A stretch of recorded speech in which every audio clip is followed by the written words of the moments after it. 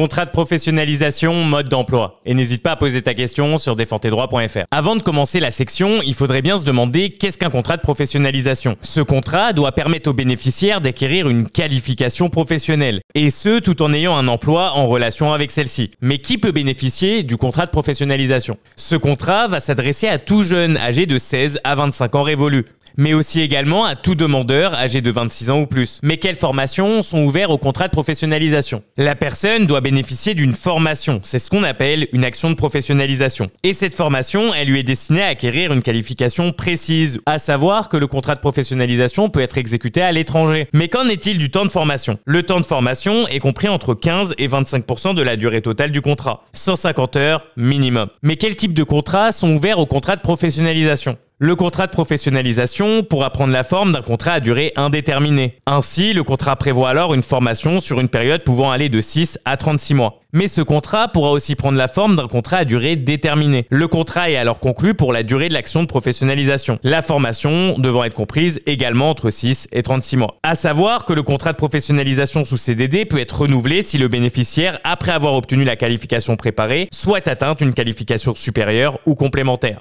Mais quel est le statut du salarié en contrat de professionnalisation? Le titulaire de ce contrat va bénéficier de l'ensemble des dispositions applicables aux autres salariés de l'entreprise. Ainsi, le repos hebdomadaire et la durée du travail ne pourra pas dépasser la durée pratiquée dans l'entreprise. Mais qu'en est-il de la rémunération? Les salariés de moins de 26 ans perçoivent une rémunération calculée en fonction du SMIC. 55% du SMIC pour les moins de 21 ans, 70% pour les moins de 26 ans et une majoration de 10% si le jeune a le baccalauréat ou un diplôme équivalent. En revanche, les salariés de moins de 26 ans perçoivent une rémunération qui ne peut être inférieure au SMIC ni à 85% de la rémunération conventionnelle minimale. Si t'es resté jusqu'ici, marque contrat en commentaire et me remercie pas, abonne-toi.